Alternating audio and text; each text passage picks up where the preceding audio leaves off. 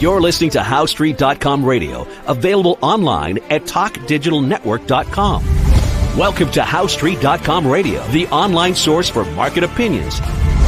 Here is Jim Goddard.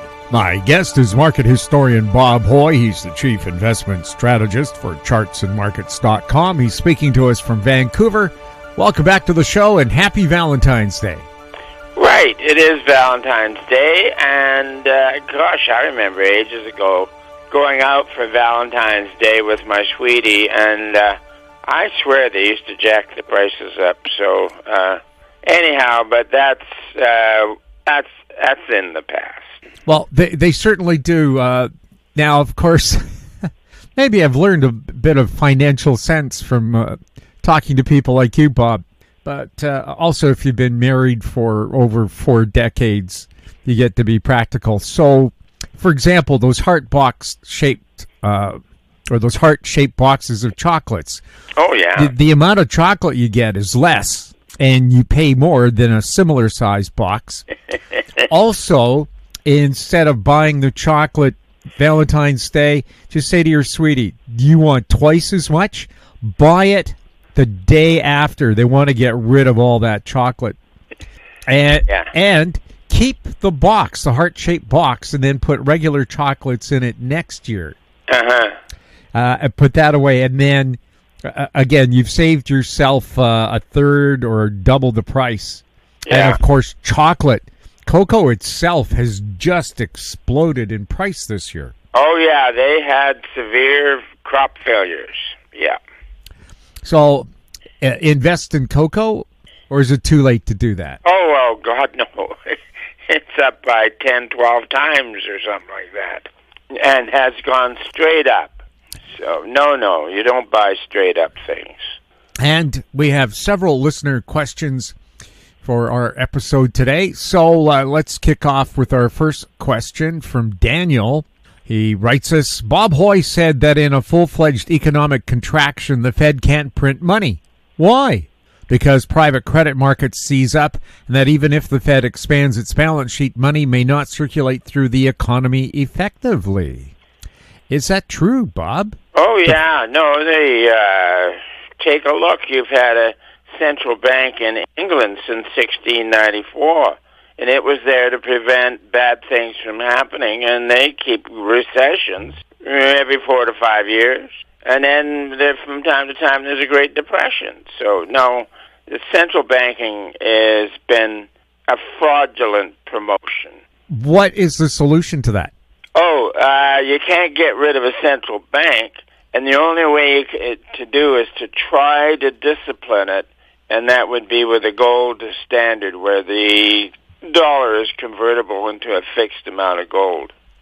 Now, Bob, is the Bank of Canada owned by the federal government, or is it an organization that's made up of something? I think it's owned by big banks.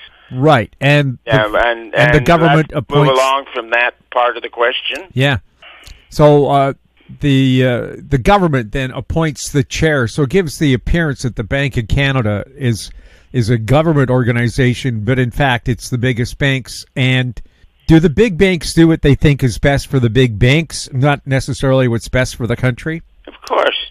Why wouldn't they? Right. Our next question is about money printing, and it comes from Butch. Butch was wondering, Bob, could you explain the money printing process? Keep hearing the dollar is going to zero and inflation will take off because of money printing or creating it out of thin air. Who does it? Where does it go? Why don't they just hand it out if they do? Well, money printing can only happen when you have absolutely no credit market at all. And the example was the Weimar inflation in Germany in 1922-23. And there was not much of a credit market, so they then actually did turn to the printing presses, and you had that horrendous Weimar inflation. Now, unfortunately, many commentators use the term that the Fed is going to turn on the printing press, but it can't. All it can do is provide too much credit, and it does it too frequently. So, Butch goes on to ask, Does all this money that's printed go to central banks and they issue bonds? Why pay all this tax if they can just create it? Thanks for the show, Bob. I never miss it. Yeah, thanks for your kind comments. Central bankers have never been able to print money and keep the parties going. Eventually, you always get a recession, and from time to time you get a depression. I like the idea. They can just print some money, give it to me, and then it's the problem solved. Yeah. Why isn't the problem solved by doing that, Bob? Because it doesn't work. Why doesn't it work?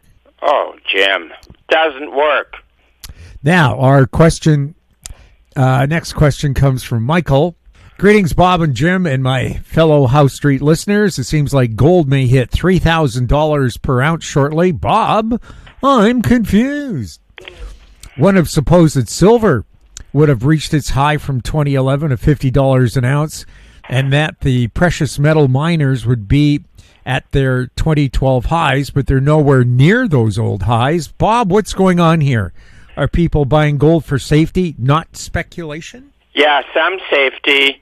And, of course, when it's going straight up, it has been highly speculative. They're all talking about $3,000 gold.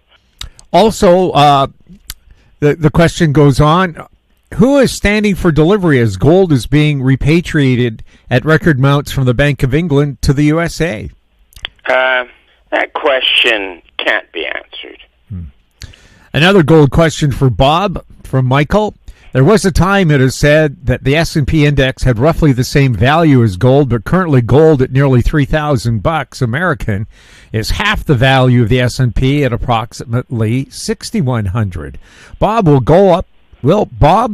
gold go up to meet the value of the S&P, or will the S&P decline by half? Yeah, well, that was an old thing happened, and ages ago they used to say that a gold guinea would buy a men's suit. These are legends, and they come and they go, but the main thing is we're in a post-bubble contraction, and in previous post-bubble contractions, gold's real price goes up, and it goes up relative. I like to take it gold divided by the commodities, the CRB, and assume that the CRB is a proxy for mining costs.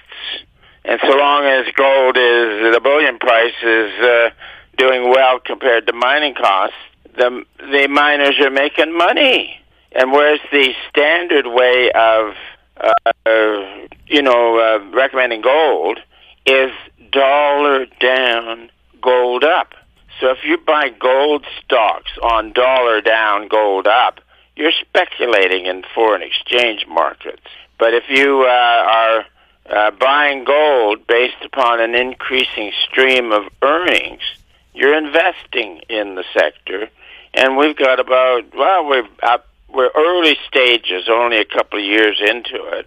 But typically these, when you're at this stage, it's a 20-year bull market altogether for the gold sector. There'll be cyclical variation on the 3 to 5 year business cycle, but we're only early stages in a long bull market for the gold sector.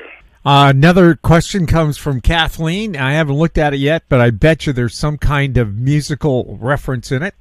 So, from Kathleen, hello, Bob and Jim. These markets seem so disconnected from reality, running on constantly changing growth narratives. Remember that song, Dem Bones, a children's song introduced in 1928? Yeah. The leg bone's connected to the knee bone's connected to the thigh bone. Right. Now shake them skeleton bones. Bob, that song seemed to sense the impending 1929 stock market crash. That 1929 market hasn't reached a permanently high plateau, but instead fell apart into a pile of bones. Bob, when will the disconnects matter in the equity market? Can this skeleton of a market, starving for newly created growth stories, continue to dance much longer? Wonderful imagery. I love it. Yeah. No, what you got here now is we're describing as a huge rounded top. You've had a great speculative thrust, absolutely outstanding, And then in the middle of December, there was a mighty whack. It was the worst on charts back to 1974. And so that was a heads up. So the market is exceptionally high. It's had a whack, and we think it's in a rolling top. And we always want to remember that sometimes the party can be good in the first part of the year, and then definitely after mid-year is the time when things can kind of go wrong. We'll take a look at some of the headlines that caught Bob's eye right after this. Don't miss out. Stay informed. Receive the HowStreet.com weekly recap with thought-provoking podcasts, radio, and articles delivered to your inbox. Sign up for the HowStreet.com weekly recap on our homepage at HowStreet.com. Welcome back. We're speaking with Bob Hoye. Bob, some of the headlines that caught your eye today. Rubio calls Chinese presence at Panama Canal unacceptable. Oh, yeah. The Chinese were developing quite a presence at the canal. And this is why Trump is talking about taking it over. And I agree. And then also, there's talk of building an even major new canal up in Nicaragua. There's some low country through there and lakes and stuff. There might be a higher profile on the locks than on Panama, but hey, another canal would be good. Headline from Reuters, Trump wants U.S. to own Gaza, could let the Middle East states help rebuild. Yeah, I looked it up. Well, I recall that ages ago, in reading articles, that Beirut, which is the main city there, was a Monte Carlo. It was beautiful, gorgeous resort. Also, it was an important financial center for that end of the Mediterranean. So it's a lovely place. And then with misplaced Arabs that were eventually called Palestinians, other Arab countries in Iran and Iraq and whatnot kept it as a plaything. They kept the Palestinians there and prevented them from being assimilated into any of their societies, including Egypt, and they kept them there for political reasons. So the idea of Trump is the place has been destroyed, and Hamas had got all their tunnels there, and they put in tunnels at a hospital and things like that. So anyways, the place is quite ravaged. So move everybody out, have entrepreneurs come in, private property, and they could rebuild it as the glorious resort that it once was. It's something to look forward to. Trump's shock and awe tests America's response to chaos. Oh, yeah. Shock and awe is what it is. The establishment just cannot believe. And what Trump, of course, is playing three-dimensional chess. And the rest of the guys, all the policymakers, are just sitting there with an old checkers board, and they haven't got a clue what's going on. And Trump has a very good handle on it. He's advancing a major reform quite nicely. Europe teeters towards energy crisis as gas reaches 2-year high. Oh yeah, there's a story on this one that I recall. It's a few years ago. Delegates from Northern Europe came to meet with Trudeau to set up compressed natural gas delivery from Canada to Europe. They really saw that they would need it. And Trudeau said, oh no, that would affect global warming. I won't do that. So they went away. Now, in the interim, maybe that was 3 years ago, we could have been sending shiploads of compressed natural gas to Europe, but that Trudeau, I mean, he's just a plain idiot living in a dream world. Germany's now, lately, somebody's got through to him, and they look at their polls and stuff, and they're beginning to say, oh, maybe we should export natural gas. Of course, it is a very clean source of energy. It's wonderful. Yeah, Trudeau's response to Germany's request was, we'll send you hydrogen. Nobody's producing hydrogen. Nobody's using hydrogen as a viable fuel right now. No, hydrogen. Yeah. The problem is you want to have a high-density fuel. And, of course, nuclear is high density. Coal is high density, and as is natural gas. But this idea of using hydrogen as a fuel is absolutely impossible. It's very hard to contain this stuff. Steel containers, the composition changes. I mean, hydrogen is just impossible. So forget that one. Also, I mean, one of the excuses given by the government, it takes so long to build natural gas LNG facilities. Germany put together LNG reception harbor in a matter of months. Yeah. And, of course, they're getting it from the U.S., not Canada. Yeah. Now, the U.S., you've got the long haul all the way from what used to be called the Gulf of Mexico, whereas they're shipping from the west coast of Canada is really short to a whole huge market. So, oh, my God. Fortunately, if we're lucky, after March, Trudeau may be quite resigned out of the position as Prime Minister. But I won't believe it until I see it, that he's actually gone. Yeah, one of our roadblocks is Quebec refuses to allow the construction of any pipelines. Yeah. Oh, yeah. Now, Quebec takes maybe $12 billion a year out of Alberta, and they call it equalization payments, and yet it blocks Canadian pipeline going through to the East Coast. Yes, they'd rather use Arab oil than Canadian oil. Yeah, no, the Quebec and energy is totally insane. Headline from the Wall Street Journal, why speculators are still running wild when money is no longer free. Yeah, the only way you get, they did have zero interest rates and even nominal minus. That was an absurdity a few years ago. But the point being, a good way to look at interest rates, Jim, is real long interest rates. By real, I mean you adjust it for the rate of inflation. And again, one of the features of a post-bubble contraction is the real long rates going up, and they are up by about 3 percentage points. 2.5 percentage points so far, and interest rates are becoming a little uncomfortable. But the typical increase has been in the order of 10 percentage points on the full disaster, and we have all of this ahead of us. Yeah.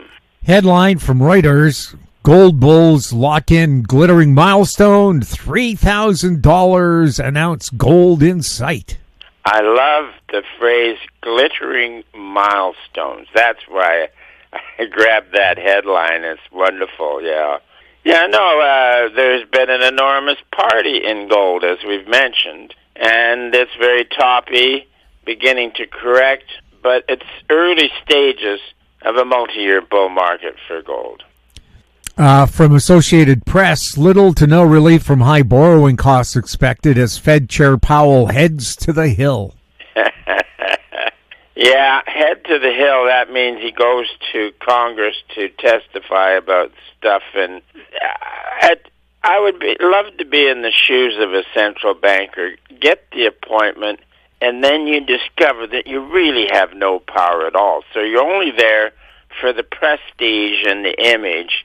And of course, they're talking utter nonsense.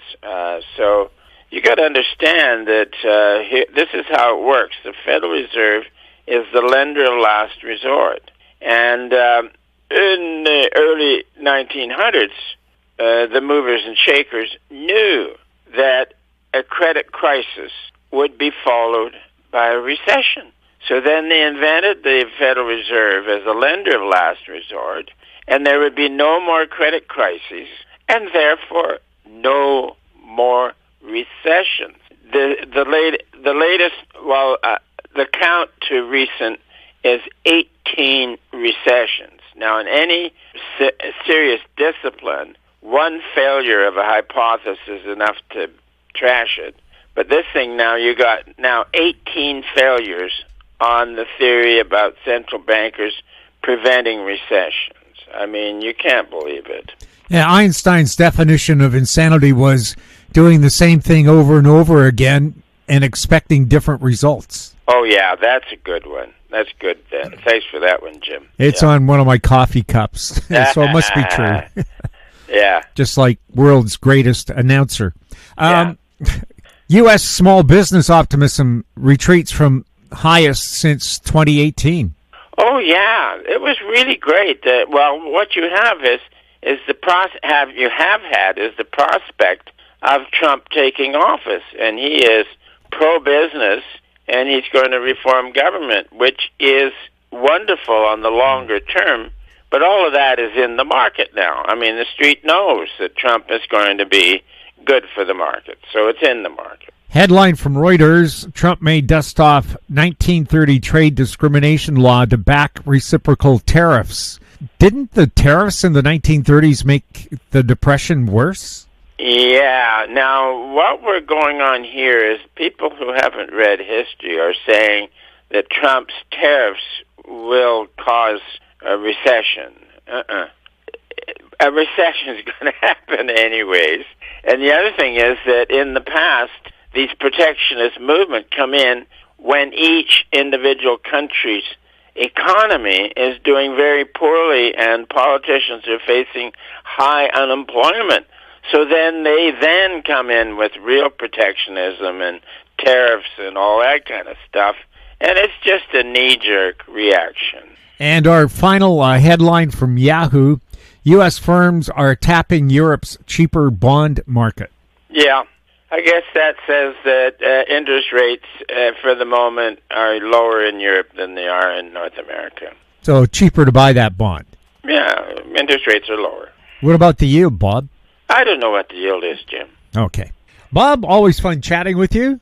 Yeah, very good, Jim. Look forward to next week. My guest has been market historian Bob Hoye. He's the chief investment strategist for chartsandmarkets.com. He was speaking to us from Vancouver. If you have any questions for Bob, you can send them to info@housestreet.com. Our YouTube channel is Talk Digital Network. Find us on X @HoweStreet. We're also on Facebook. I'm Jim Goddard. Thank you for listening. Comments made on HoweStreet.com radio are an expression of opinion only and should not be construed in any matter whatsoever as recommendations to buy or sell any financial instrument at any time. Available online at TalkDigitalNetwork.com. HoweStreet.com radio is a production of HoweStreet Media Incorporated.